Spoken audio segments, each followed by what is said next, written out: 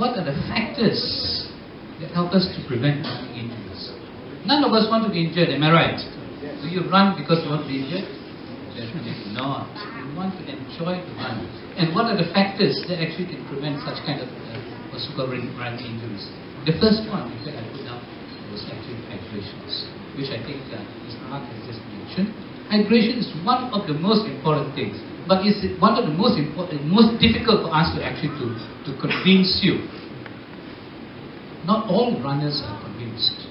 In fact, this is the reason why we continue to have people who got so-called into heat stroke, heat injuries, very commonly heat injuries, other than heat stroke. Of course, we are lucky. We are very, very lucky in Penang. We don't get so many heat strokes like what we see, but what I used to see in Boston, New York, in Chicago, and so forth. Today, while we are talking, Chicago will be running tonight.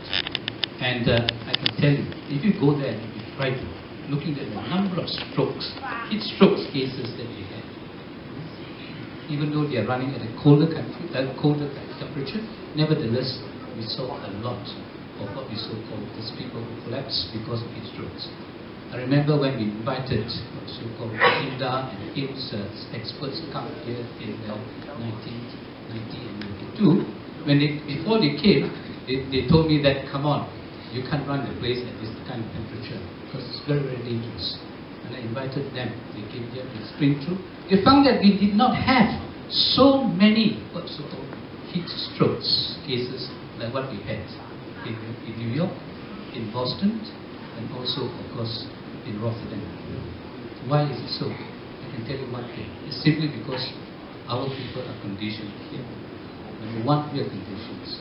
We have been running here at what so-called local temperature, and there's not much of changing of temperature.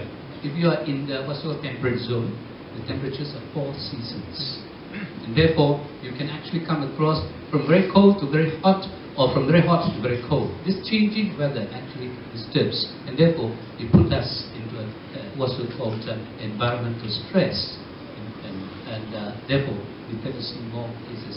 But other than this, the second one is simply because hydrations. Because over here, we keep people hydrated. We tell you, drink more.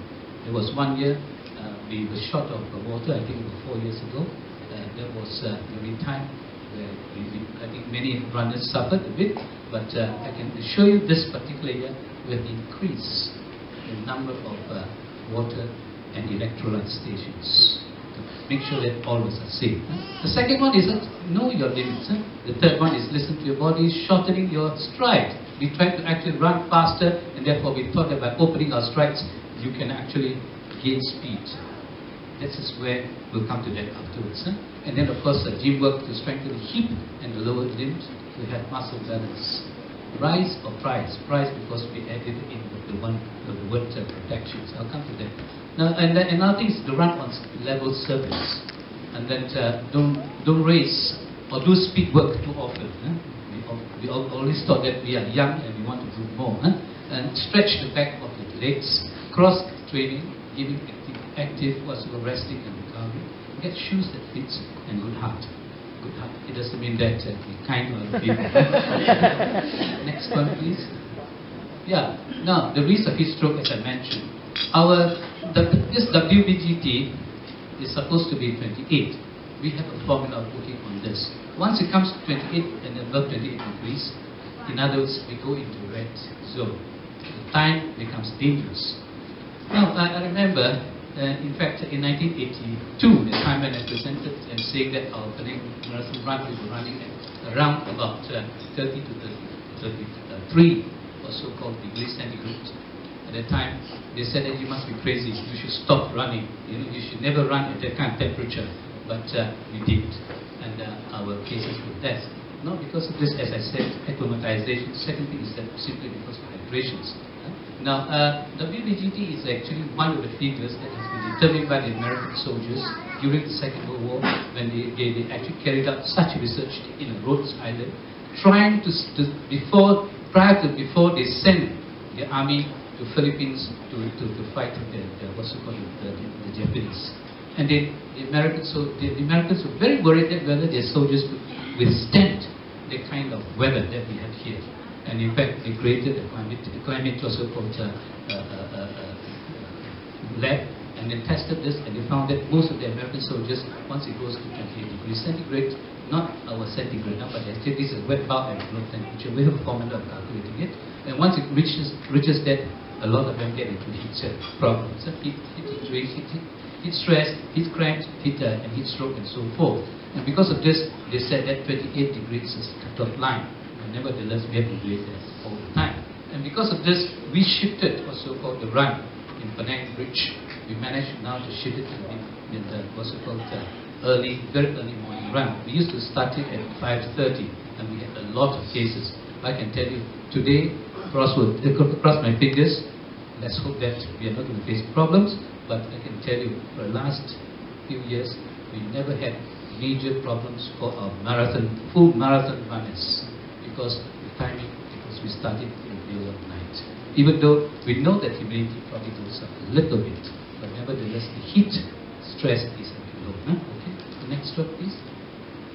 Now this is heat injuries. What can happen? You can actually have heat exhaustions, which you always say is that, you know, I get cramps, I get dizzy, thirsty, weakness. Some of them even started to talk nonsense. We had since then. Some of them, they don't even know that they are running a marathon when they are brought into our medical base, simply because they're confused. But this is what we call heat exhaustions, simply because they're short of water. Be very careful with the electrolytes. Make sure that they are well taken care of with the electrolytes. Please make sure you take electrolytes when you run. If we are giving you 100 plus, make sure that you train yourself taking electrolytes. In other words, 100 plus, even from now on. Try to take them daily, so that the body systems can be used to that so-called 100 plus formula. Many of the formulae are actually different, but I can tell you the 100 plus formula is good, because I was involved in it, okay, previously. Now I'm not sure now.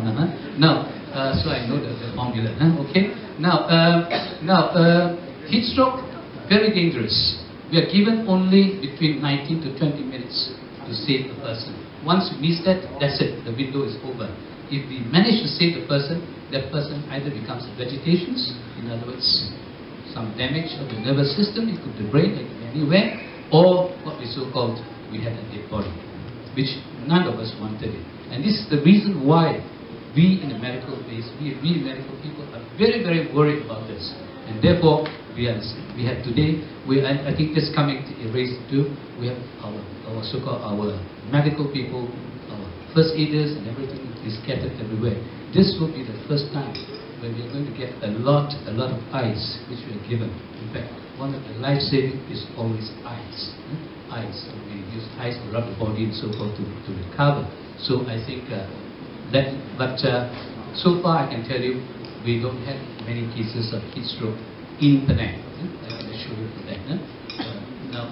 And of course, heat stroke can lead to multiple organ failure and so forth. So I don't think we need to actually worry about that. Okay, next one, please. Now, therefore, hydration, water, and electrolytes are very, very important. I can never overstress it.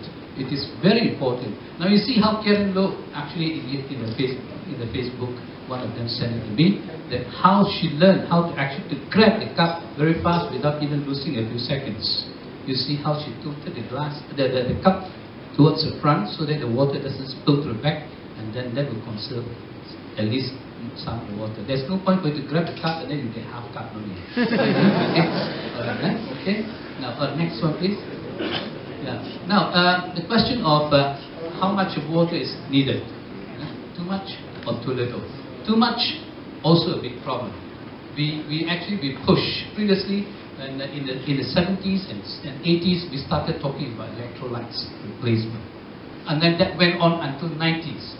In the early 90s, somewhere in 92, 93, the time, Americans sometimes come in and spoil the show, see?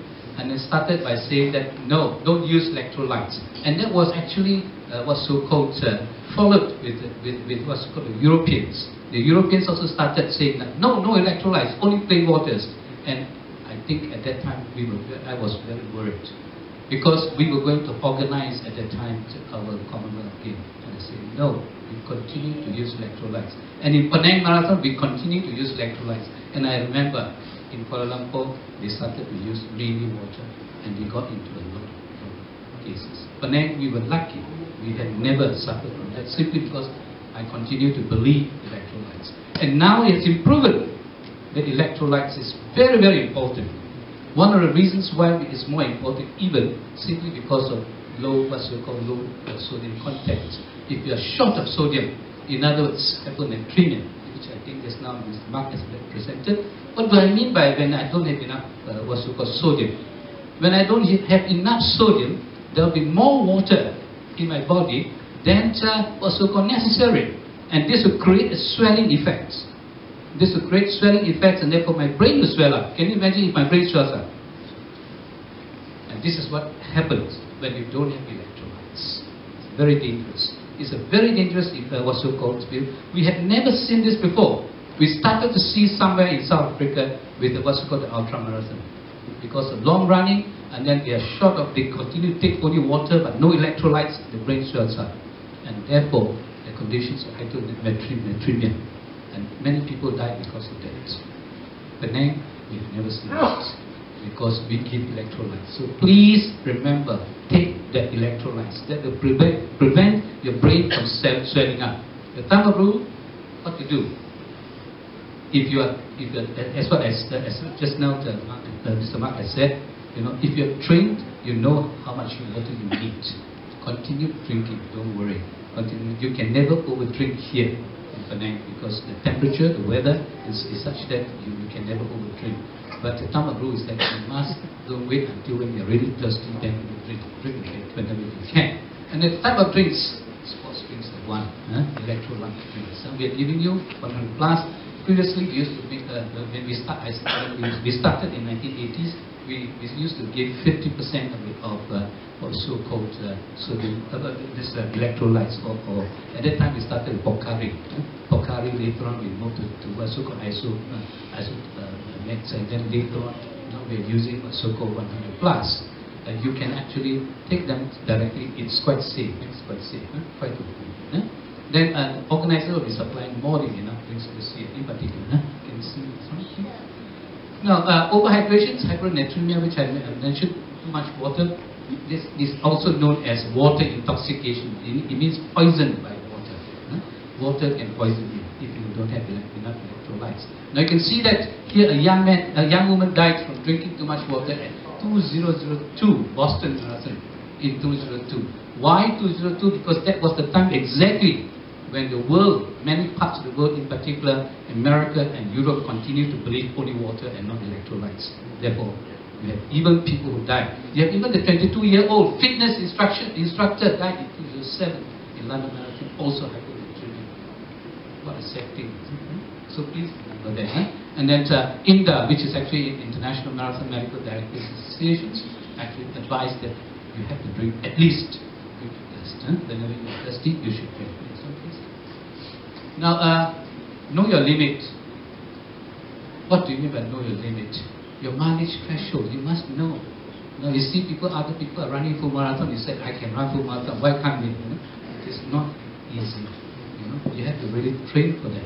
So know your limit. 20 kilometers, 50 kilometers, 80 kilometers, you must know this during your training. Don't overtrain.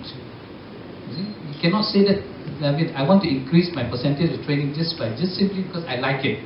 I feel better today, therefore I increase by another 10% or something. You're in trouble straight away. Okay? Now, the terrible tools of training errors. Usually too much. Then you do too much too soon.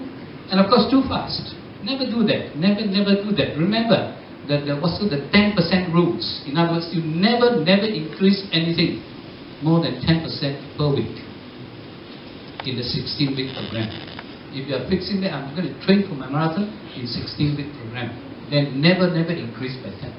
If you are actually, in fact, if you do not want to get injured, the best one is actually on around about 3% rule.